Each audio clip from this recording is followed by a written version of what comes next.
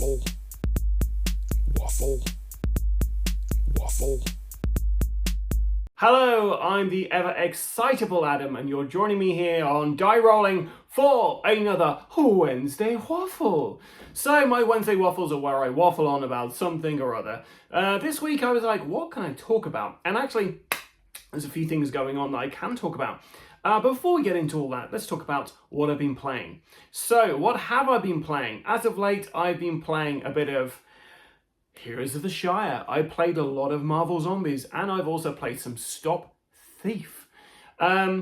Stop Thief being my kid's favourite game, there is a previous Wednesday Waffle, which you can watch, which will go through everything about Stop Thief. Stop Thief is just such a great game to play with the kids. It's a hidden movement game where one of you is basically using an app to basically move around various different locations, and the others are trying to capture them. Now, what's really fun about that is at the very end of the game, you can actually see a little video of everywhere that the thief went. So there's some moments you might be like, oh, we definitely had you pinned down in this area and you suddenly vanished. How did you do that? Well, you can see by watching the video. Also, whenever you go in a space as the thief, it makes a sound effect, and it's really immersive and really fun. It's how app integration in board games should be, not Oathsworn, where you have a very kind of husky guy narrating everything and not changing his voice whenever somebody else comes in. So, you know, like, whenever I'm at the table, like, narrating something with a bunch of people who are sitting there going, come on, Adam, just finish up. I'll be there doing different voices for everyone. You got a little orphan come in, they're going to talk like this, governor. You get, you know, someone, there'll be like a Southern American accent in there, like a cowboy kind of thing. There'll be maybe, hey, what's going on? Something like that. Someone with a very posh accent. And very different accents from all over the place. However, playing the Alien role-playing game, I remember a character I introduced called Pietro, who he spoke like this. And the people killed him as quickly as possible. They didn't actually kill him, they shot him in the kneecap. And yeah, that was fun times. So that was Stop Thief. Whenever it's a game night in my house, the kids are often asking for Stop Thief. It'll be the first game they ask. And we were playing Marvel Zombies recently, and they quite enjoyed that. But and I thought, oh, they're going to ask for Marvel Zombies again. But instead, they were like, Stop Thief. Well, actually, my youngest was like, Dad, can we play? And I was like, oh, Stop Thief. That's what that means. Not a high five. So yes, so Stop Thief. Marvel Zombies, played quite a bit of that recently. It was on sale pretty much everywhere. It's normally about £90. It's now under £90. So yeah, got a copy of that. And what was really fun about Marvel Zombies is the fact they've got this new mechanic in there. So in regular Zombicide, you are playing as humans trying to complete an objective whilst hordes and hordes of zombies come after you. Now, there are various different versions of Zombicide, but essentially they're the same kind of thing. You have to get to complete your objective, and you've got to kind of manage the level of zombies on the board, because if there's too many zombies on the board, they will soon overwhelm you. And they do a great thing in Zombicide games where basically they have a single zombie isn't too much of a threat, but when they kind of, you know, when they absolutely just kind of like surround you and outnumber you is the word I was looking for. When they outnumber you, they can be a real threat. And yeah, so Zombicide, that's pretty much it. You're kind of attacking these zombies, killing them off, but as you kill them off, you get experience points, which is great because it means you can actually increase your player's level and get new abilities. But the higher your level is, the more zombies are going to be spawned. So it really is like a kind of push and pull, kind of risk and reward kind of thing. Sometimes it makes sense to have somebody hold back so they don't get too much experience and, you know, start the next spawning in the next kind of, you know, level. But yeah, so in Marvel Zombicide, they kind of turn it on its head. Rather than you being the heroes this time, well, you are technically heroes. You're playing the zombies themselves. So you're actually zombie heroes. So you're zombie Iron Man, zombie Hulk, zombie Wasp, zombie Captain Marvel, zombie Deadpool, zombie Captain America. I think that's it. Have I missed somebody? No, I think that was the 6. And you're going to be going up against humans. This time they're shield agents. These guys are all about trying to shut you down. You're also going to be going up against different superheroes that appear, and you're also going to be going up against bystanders. Bystanders being special kind of NPC characters who will either be trying to fight you or trying to be fleeing from the board. If you manage to devour one of those bystanders, then you can get a special power, which you can use to assist you. They've got rid of all of the items in the game this time, so instead of getting items, you are going to be getting zombie traits. You also don't have a kind of little tree of choices about what kind of different abilities you want to get, because normally there's a load of different options you can have as you level up. This time around, it's very straight. You just got 4 things on there. They really simplify it, which makes it, a lot easier to get new players into it. But, some older players who are a bit more used to these games might be a bit annoyed about that and might be like, well, that's a bit annoying they've got rid of that because I quite enjoyed those mechanics. However, what they have done is they've added a hunger to this game. So essentially, attack-wise, you've got 2 attacks. You've either got your regular attack or you've got a devour. Devour decreases your hunger, which I'm getting to now. Your hunger level goes from 0 to 4.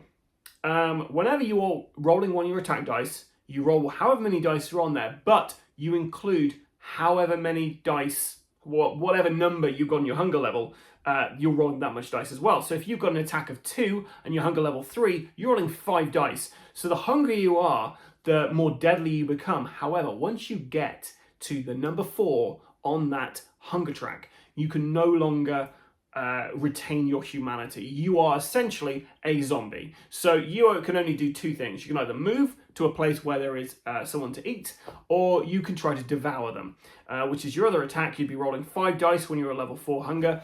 And if you manage to get a certain amount of successes, then you devour that character. You only devour 1 person, so if there's like 6 people on the board on that particular tile, you can only ever get rid of one of them unless you have a special ability that says otherwise. And then you reduce your hunger back to 0, which is great because it means you can get on to doing all your objectives, but it's bad because it means you're actually now not as effective at fighting. So really interesting, the zombie hunger mechanic in there. And because I enjoyed this game so much, and because they very sneakily put in components and a few missions at the back so you can play the hero mode to this, I have picked up the X-Men version of this as well. There's a X-Men version, which is a hero mode where you're going to be playing as heroes this time, fighting zombies. And instead of hunger, you've got a power mechanic instead. Instead of eating bystanders, you can be recruiting them. And it's all compatible, so you can basically have an Avengers versus X-Men kind of thing. And there's a ton of other expansions you can get for this. Now, whenever I get a new game, I'm always like, oh man, I just need to get one more expansion, one more expansion. And then I don't actually finish the content I've got from the offset. So rather than do all those things, I'm kind of reserving myself a little bit and just playing, playing the core game, the X-Men game, and then we'll see how we're doing. Because there's a pretty cool expansion which adds Red Skull, there's a pretty cool expansion which has Thanos come onto the board, and there's a cool Fantastic Four expansion where you're going to be going around trying to climb up the Baxter building. There's also a Sinister Six expansion where it's like the Sinister Six attacking each other. So I think there's a player versus player mode, which is also interesting. So the other game I've been playing lately is Here is the Shire. Here is the Shire Fire and Ice. Now, I've actually done a review for this. I just have to cobble it together. The game is great. It's just such a good game. And I think I'm going to play this with Will soon, or maybe just Jack, and we will basically go through the versus mode and basically try off different characters against each other and try to see who is the best character out of the ones that we have in the Fire and Ice box. And maybe at some point we'll pick up the Earth and Water and add those guys into the mix. We will also be doing a full solo mode of us going through the, just basically the scenario mode in there, because that is really fun as well. But yeah, I can't praise Here's the Shire enough. It's such a fun game, well balanced.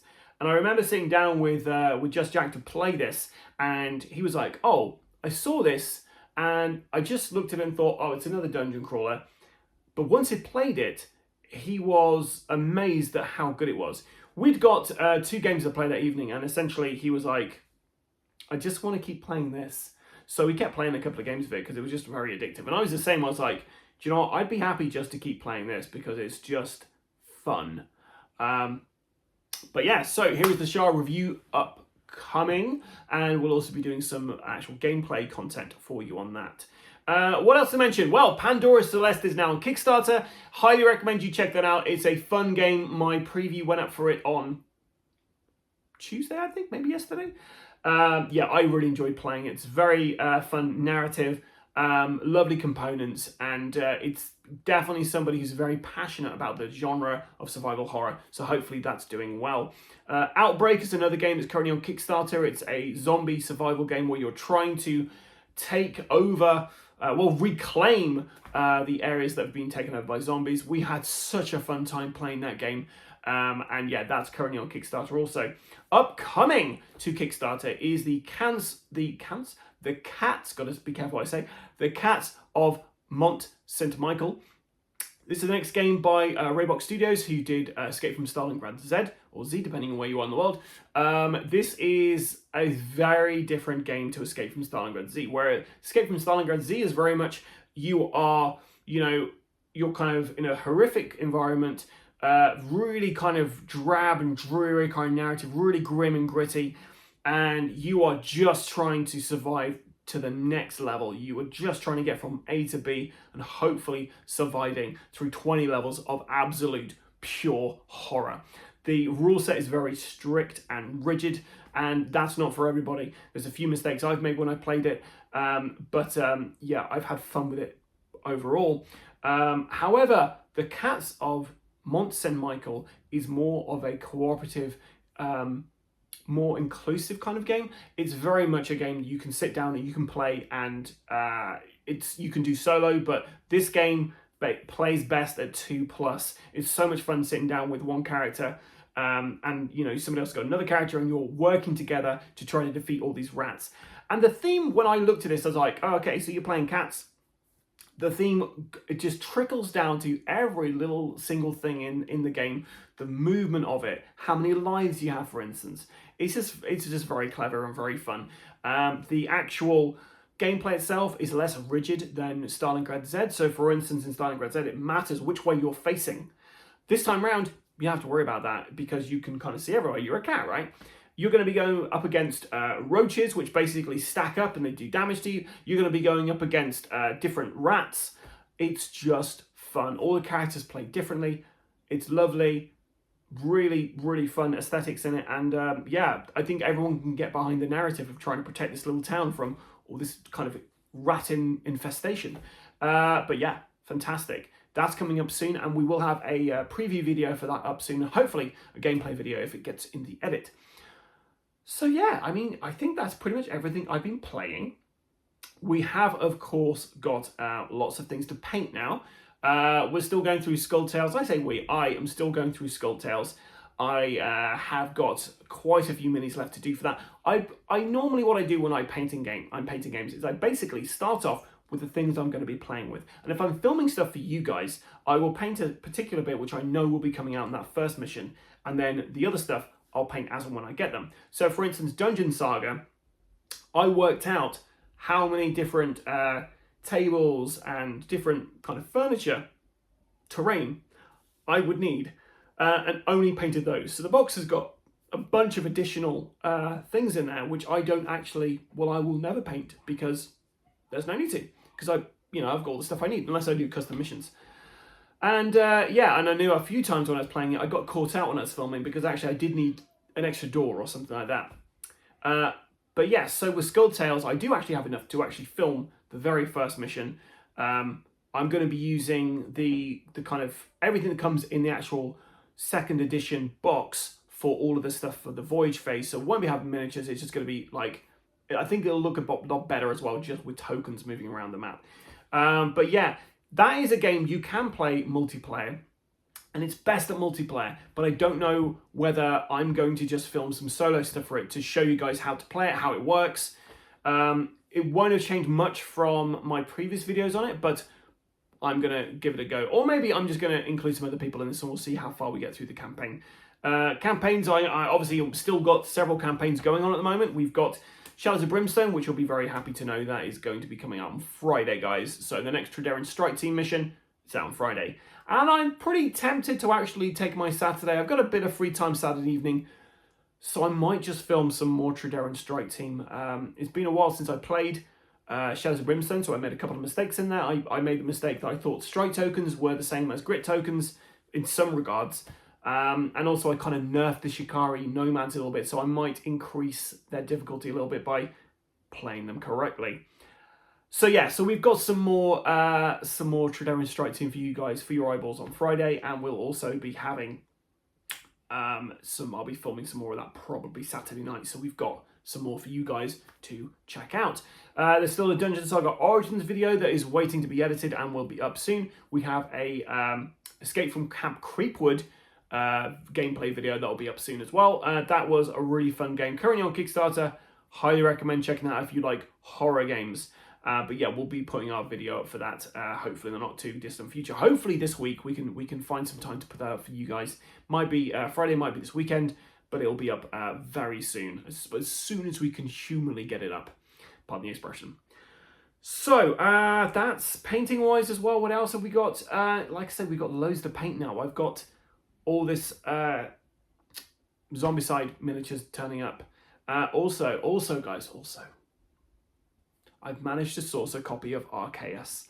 Now, Arceus isn't widely kind of renowned or thought very highly of, but I quite enjoy the film The Mummy. I quite enjoy a game called Strange Brigade. I quite enjoy a game called Lamplighters League, and it's all this kind of 1920s or 1940s kind of like treasure hunting kind of stuff, where you're going up against supernatural entities and the Nazis in some cases, and it's just a blast. The next Shadows of Brimstone Kickstarter's going to be fulfilled is going to be a similar theme as well, so that's definitely on my really want to get that list. But yes, this is Arceus is a game where you are essentially going into these kind of Egyptian places, fighting against mummies and things like that, and hopefully living to tell the tale of at the end of it. It looks really fun, and I've managed to source a copy of it, so hopefully that's going to be here. I will of course be trying to paint that up before I film any of it, yeah, so more stuff to paint, so much stuff to paint. And I like to paint stuff before I play it for you guys because I just think it looks better, it's more engaging. Some people, when they film content, they film it from above.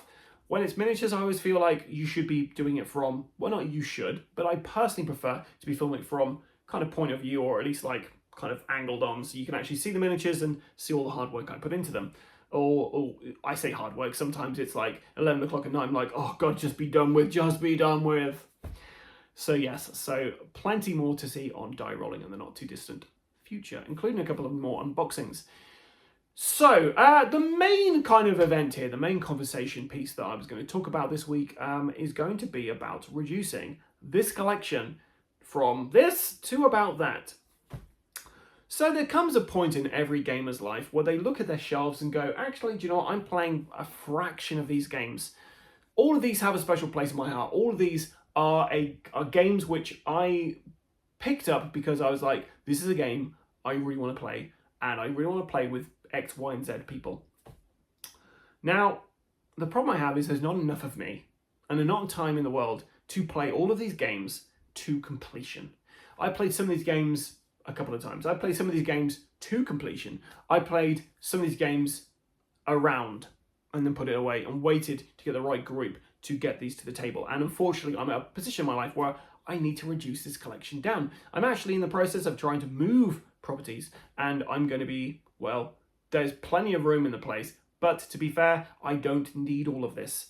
So the plan is I'm going to reduce my collection down, use some of the funds from reducing that collection to kind of get some other items which I'd be really interested in. Again, for instance, Shadows of Brimstone, the new Kickstarter for that, it's a decent price tag to get the actual, to get the late pledge for that, but that's what I'm aiming for. I'd really like to get it, and by selling a couple of games on, I've already got some of the funds towards that. So hopefully I'll be able to to get one of those. And unfortunately, Flying Frog, they do not send out review copies of stuff. So, you know, they'll help you out now and again with things they can do, but they don't send out review copies, or at least not overseas to this guy. So I can't get a review copy of the, you know, Fairies of the Lost Tomb of Ahmed, or whatever it's called. I have to actually spend it with real hard-earned cash. So I'm going to be reducing this collection down from, I don't know, 300, 400 plus games and expansions down to 100 games. That is my plan. That is the idea here. I'm going to try to reduce this collection, which you can't actually see all of it because it's too big for the camera, but I'm going to reduce it down to 100 games. And then going forward with my reviews, I'm going to basically say whether this game would replace one of the games in my 100 list. Okay. So how do you reduce such a large collection to such a small collection? I say a small collection. 100 games isn't small. To some people, that's a huge collection. To me, obviously, it's going to be a kind of a smaller collection, but maybe I'm going to be getting more of those games out. Now, when I say 100 games, do I mean like 100 games not including expansions? No, I mean expansions as well. So my kind of like Arkham Horror thing here, that's actually quite a few kind of slots in my game collection there. Things like Resident Evil up here, that's going to be a couple because there's an expansion box to it. So Shadows of Brimstone, though, I'm going to count as one game because it's all interchangeable, and yeah, there's not much you can do about that. But yes, I'm trying to reduce it down. So how am I going to do this? Well, the first thing I'm going to do is I'm going to look for games which are popular that I can sell. Games that I can just get rid of because I know I'm not going to play them, or I'm not going to play as much as other people would do. And then I can get the funds from that to add to my kind of funds to get more games for the channel and myself to play. It's kind of disappointing because all these games I picked up and I had a real kind of will and wish to actually play, but I just have to be honest with myself.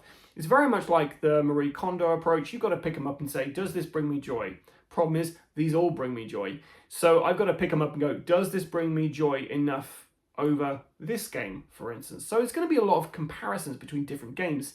Now, when I pick up games, I try to get games which are different themes or different mechanics or different styles.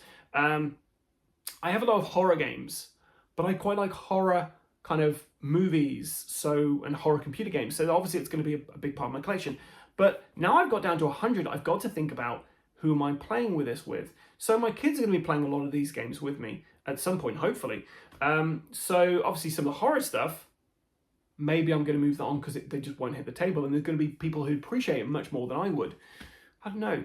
It's a hard one. But yeah, the first thing I'll be doing is looking for games which I think can sell well and get the most amount of kind of money back from what I've invested in them. The second thing I'll be doing is looking at games which I will not be playing. I just won't be playing. For instance, there's a game up there called Zona, The Secret of Chernobyl. I played it once. I don't think I'm ever going to play it again.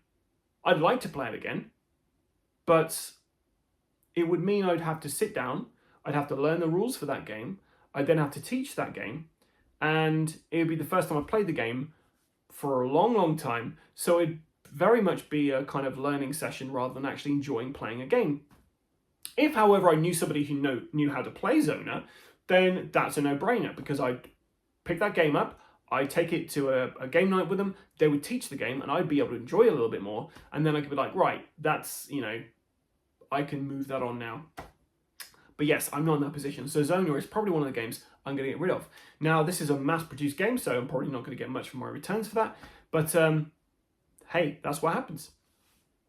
So yeah, Zona is something I'll be getting rid of. But things like Western Legends, not going to get rid of those because they're games I really love. So yeah, it's tricky. It's a real tricky thing to do because I do have to think about how many times I'm going to get to the table. So resale value, how many times I'm going to be playing this game. Do I have something that's very similar to it already? So obviously with all my Arkham Horror stuff, I've also got Marvel Champions stuff, and they're quite similar games, but the theme is very different. Whereas I've got quite a few games which are gribbly aliens in outer space kind of thing. Yeah, I've got a lot of dungeon crawlers, but I really enjoy dungeon crawlers, but do I kind of shave off some dungeon crawlers from this? I don't know. It's tricky. It's really tricky. I'm going to be taking my time to deliberate stuff, moving on copies as much as I can, so that we can have a much more refined collection of games that I can get through. And then once I've got to the 100, the plan is to have a 1 in, 1 out system. So if I get a new game in, I'm going to get one of my old games out. Whether that be the game that's come in goes out, or whether that be one of the older games I had goes out, who knows. Now, the 100 games, it's also worth noting, I'm not including party games in this. So party games being like, That's Not a Hat, or, 20-Second Showdown. Mainly because I've got lots of little party games, like smaller games, smaller footprint games. I think my 100 games, I'm talking more about big box games, or games that will fit a calyx, or, stay on top of a calyx in some cases. Also, I obviously have more stuff coming through the post as well, which I've then got to think about, well, where are they going to sit in the grand scheme of things? I've got the Metal Gear Solid board game coming. Don't think I've mentioned that at least a million times. Now, is that going to be a game that I'm going to be in love with and want that in my collection forever? Is that a game I'm going to play and go, oh, it's fun, but time to move on? I don't know. I guess we'll see. The jury's out. I'll have to wait and find out exactly how I feel about that game. But yeah, I think probably what I'll do is when I've got campaign games, is I'll probably try and play the campaign to fruition and then move it on at that point. And then I feel like I've got my money's worth out of it. And if I can film it for you guys, that's even better, because then I've created content for you guys to check out and see whether this game you'd like. And also I think it's good because you'll know whether this is something I think is a keeper or not. So just off the top of my head, Lords of Hellas, which is hidden here somewhere. Lords of Hellas for me is a keeper because it's a game I absolutely love playing. It's just such a fun game. And not your typical dudes on a map kind of game. Nemesis is a game I'm always going to keep because I love the film Aliens, and it's a great representation of aliens. Now, would I keep Nemesis Lockdown? I'm not so sure. It's a better gameplay, but is it a better game? No.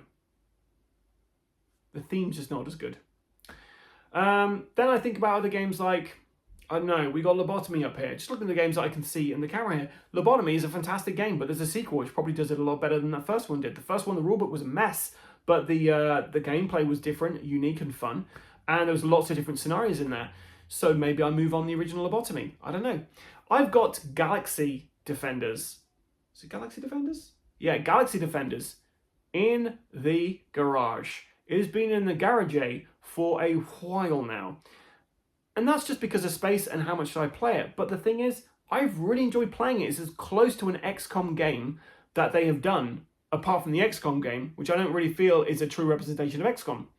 And Chronicle X we don't talk about because I did have that game. I got to the table, I played like a round, I put it away, waiting to play it with somebody, and then I was like, nah, this is just not going to hit the table. So yeah, Galaxy Defenders got a close kind of place in my heart because it's a game I absolutely really enjoyed playing. But do I just move on with my lovely painted miniatures and expansion packs? Who knows? If there are any games in my collection that you would like to own, by the way, then just hit me up and we'll see what we can do. Because yeah, I'm open to offers. Yeah, any funds that I get from any of this stuff, it's all going to be going towards sourcing new stuff. And like I say, the main thing on my list at the moment is the new Shards of Brimstone Kickstarter. To get a late pledge in there, I need about $350 plus shipping and stuff like that. So it's a decent whack of cash, but you do get your returns because there's a ton of cool stuff in that. And yeah, I absolutely love that kind of pulp adventure kind of thing. So I'd love to actually play that and also paint those things up, film it and put it on the channel for you guys to check out. So you're kind of investing if you chuck a couple of quid my way for a game or something. But yes, obviously, if you'd like to support the channel by giving me a coffee, you're more welcome. But yes, that's what I'm doing. I'm planning to reduce my large collection down to a smaller collection, and I will probably give you updates in this forum as we go. So for instance, I can already state a couple of games I got rid of. Terraforming Mars left. Now, Terraforming Mars is a game I really enjoyed, but with Terraforming Mars, it's a game I don't really hit the table too much, and a few different people own it. So I feel like it's something that, you know, I will get to the table again at some point. And it's not something, I guess, that my family really play with. It's not something they're really interested in. So my, you know, the chance of me playing that are slimmer because of this. Also, I've kind of moved it on to a friend, so it's still in my kind of area to play with. So yeah, Terraform Mars, that's gone out. I don't have any other games really like that, and I do enjoy that game, but it's just about how much is going to get played. So Terraform Mars is out. Secret of the Lost Tomb. This is a really fun pulp adventure action game. There's a new edition coming out though, and somebody was looking for the old edition, and I had that and a couple of expansions, and I was like, well, you know, I'm really not playing this that much. There's a new edition coming out. Maybe I could source a review copy of that edition as well, so I could play that. So yeah, let's get rid of the old edition, and hopefully at some point I can pick up that new edition. So yeah, Secret of the Lost Tomb, that is also gone. Zombicide Undead or Alive, I filmed a couple of those for the channel. Didn't really do too well, so I enjoyed what I played of it, but at the same time, I was doing some green stuff with it, and I couldn't really bother to go back to it. So yeah, that's been moved on as well. But yeah, Zombicide Undead or Alive is actually a really good Zombicide version. If you can only own one Zombicide, I would recommend it is Invader. Zombicide Invader is fantastic. It's the best one they've done so far. And I also moved that one on as well a while ago, just because I'd completed it, wasn't planning to go back to it. So I was like, well, let's move it on. And I did. Even though I painted some really cool minis for that, I really enjoyed that. But yes, so there are 3 things that I can think off the top of my head that I have moved on. And during these Wednesday Waffles, maybe I'll make a note and let you guys know when I've decided what else I'm going to move on. And yeah, like I say, anything you fancy, let me know, and I'll see what I can do.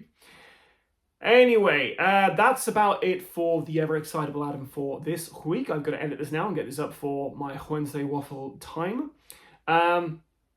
If you have any suggestions for ways I could use my collection, or if there's anything you would like to ask me, then let me know in the comments below. If there's any videos that we're putting out that you're wondering where they are, we promise to get these videos to you and they're currently not in your eyeballs, then also give me a shout out and I will try and get those to you as soon as humanly possible. Anyway, we've got a filming session up tomorrow night. I'm meeting up with Will. We may play Slay the Spire, or we may not. So yeah, watch this space. There'll be some fun stuff on the way, regardless, for you guys to check out. I've been the ever excited Adam. Until next time, guys, stay safe or die rolling.